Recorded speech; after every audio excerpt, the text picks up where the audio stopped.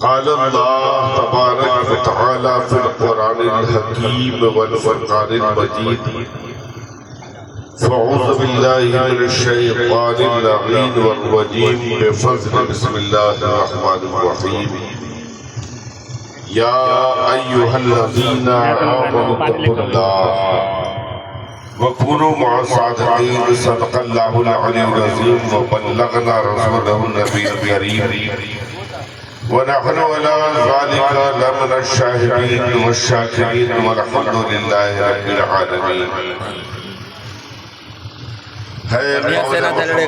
قول خدا فرمان نہ بدلا جائے گا، ہے قول محمد قول خدا فرمان نہ بدلا جائے گا، بدلے کا زمانہ لاکھ مگر قرآن نہ بدلا جائے گا. بدلے کا زمانہ لاکھ مگر قرآن نہ بدلا جائے گا. علماء ملت اسلامیہ، حاضر بزم سامعین جلسہ، ناظرین کرام، آپ سر شام سے اس بزم مقدس میں تشریف فرما ہے. ہمارا ہر آنے والا مبلغ آیا، کبھی قرآن کی فضیلت بیان کرتا رہا، کبھی حافظ قرآن کے مراتب سے آشنا کراتا رہا، تو کہیں اولاد کی تربیت کے متعلق بتایا گیا. الحمدللہ سب سے پہلے تو میں مبارکباد پیش کروں گا بھائی اسرافیل حیدری صاحب کو کہ انہوں نے جو کارنامہ انجام دیا ہے، اللہ تعالیٰ کا احسان عظیم ہے، خاص کرم ان کے اوپر ہے کہ رب قدیر نے بہت بڑے انعام سے انہیں نوازا. ان کے دو بچے حافظ قرآن ہوئے، سبحان اللہ، اپنے سینے میں قرآن کو محفوظ کیا. ان بچوں سے گزارش ہے کہ پروردگار عالم انہیں حافظ باعمل بنائے اور عملی زندگی شاندار بنائے. آئندہ علم کو اپنے یہی نہ روک دے بلکہ فضیلت بھی حاصل کرے، دستار فضیلت بھی حاصل کرے. اللہ تعالی ہم سب کو علم کا شوق عطا فرمائے. حقیقت میں نوجوانوں، ہمارے قلب میں اسی وقت اللہ کا خوف پیدا ہوگا جب علم کی روشنی ہمارے آیت مقدسہ کی تلاوت کا شرف حاصل کیا. یا ایھا الذین آمنوا اتقوا اللہ وکونوا مع الصادقین. اے ایمان والو، اللہ سے ڈرو. کون ڈرے؟ اس کے قلب اللہ کا خوف پیدا ہوگا. جب علم کی روشنی ہو تب اس روشنی میں ہمارے قلب میں اللہ کا خوف، تب ہم اللہ کا ڈریں. آپ یہ ماہ مقدسہ گزرا، آپ نے دیکھا رات گرامی میں کہ سرکار غوث اعظم رضی اللہ تعالیٰ عنہ کیسے گھر میں تشریف لا رہے ہیں. آپ کی والد کیسے تھے، آپ کی والدہ کیسی تھی، کیسا خوف خداوند تھا کہ ایک شیخ کی خاطر برسہ پر مشقت ہو رہا ہے. یہ خوف ہی تھا. اور جب باپ ایسا متقی، ماں ایسی پالسا، اس آغوش میں جنم لینے والا بچہ کیسا ہے. جب مائیں نیک ہوا کریں گی، اولاد آپ نیک ہوں گے، تو اس آغوش میں جنم لینے والا بچہ بھی ویسا ہی ہوگا. کل کی مائیں فاطمہ ہوتی تھی تو بیٹا میدان کربلا میں پورے خاندان کو لٹا دینے والا حسین پیدا. کل کی مائیں فاطمہ ام الخیر ہوتی تھی تو بیٹا عبدالقادر جیلانی پیدا ہوتا.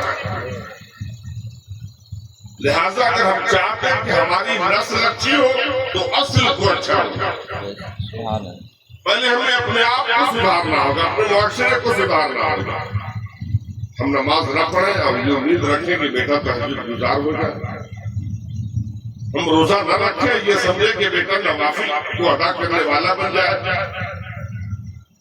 تو ضرورت یہ ہے کہ پہلے ہم اپنے آپ کو سدھار لیں، اپنے دل میں اللہ کا خوف پیدا کریں.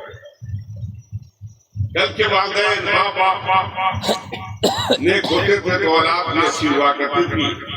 حضرت قطب بختیار کاکی رحمت اللہ علیہ کی عمر جب 4 سال 4 مہینہ 4 دن ہوئی نا تو آپ کی والدہ نے اپنے پڑوسی کو بلایا اور کہا کہ میرے محبوب پڑوسی یہ میرا بچہ یتیم ہے، اس کے سر سے باپ کا سایہ اٹھا، لیکن سنو یتیم وہ نہیں کہ جس کا باپ مر جائے، بلکہ یتیم وہ ہے جو محروم علم رکھتا ہے۔ لہذا میں چاہتی ہوں کہ اس بچے کا نام کسی مدرسے میں لکھوا دے، کسی استاد کی بارگاہ میں جا کر انہیں پیش کر دے۔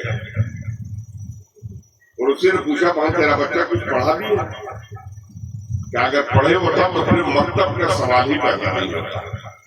میرا بیٹا بغدادی قاعدے سے تلاش ہے، جاؤ آج اس کا مکتب کرا دو۔ پڑوسی لے گئے، استاد باوقار کی بارگاہ میں پہنچا، استاد کی نگاہ اٹھی، استاد نے پہچان دیا یہ آنے والا بچہ کوئی معمولی بچہ نظر نہیں آ رہا۔ بچے کو بیٹھالا کہ آپ آن پڑھو اور اعوذ باللہ من الشیطان الرجیم بسم اللہ الرحمن الرحیم۔ 4 سالہ بچہ آسانی سے پڑھ لیتا ہے۔ پھر استاد باوقار نے کہا بابو پڑھو الحمدللہ رب العالمین۔ 4 سالہ بچہ خاموش۔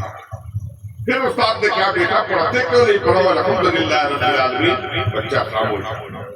تیسری بار استاد نے چھڑی کو لیا، زمین پہ پٹکا، آواز لگائی پڑھتے کیوں نہیں؟ پڑھے الحمدللہ رب العالمین۔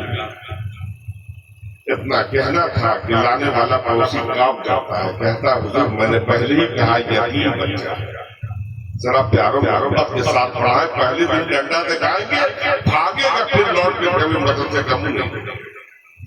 شفقت و محبت کے ساتھ اسے پڑھائیں۔ بچے نے کہا کہ لانے والے محبوب چچا، میرے محبوب پڑوسی، یہ استاد اور شاگرد کا معاملہ آپ خاموش رکھیں۔ میں پڑھوں گا ضرور پڑھوں گا، لیکن یہاں سے نہیں پڑھوں گا۔ کیا پھر کہاں سے پڑھو گے؟ کہا سبحان اللہ اسرا بے اللہ، سبحان اللہ، بدروں پانی سے پڑھوں گا۔ لانے والا پڑوسی پریشان، کہا بیٹا ماں نے کہا تم کسی مدرسے میں گئے نہیں، تمہارا مکتب ہوا نہیں، تم تو بسم اللہ خانی بھی تمہاری نہیں ہوئی ہے، تم تو بغدادی قاعدے سے نہیں لائٹنا۔ یہ 14 پارہ کون پڑھے گا بیٹا؟ بیچوں بیچ سے نہیں پڑھتے۔ کیا پہلے میرا مکتب کرا دے، اس کے بعد کہیں گے تو میں 14 پارہ زبانی سنا، اس لیے کہ میں 14 پارہ کہا۔ سبحان اللہ، سبحان لانے والا پڑھا پڑوسی پریشان، یا اللہ ماں نے کہا بیٹا کسی مکتب میں بھی نہیں گیا، کسی مدرسے میں بھی نہیں گیا، اور بچہ کہہ رہا میں 14 پارے کہاں سے دوں گا؟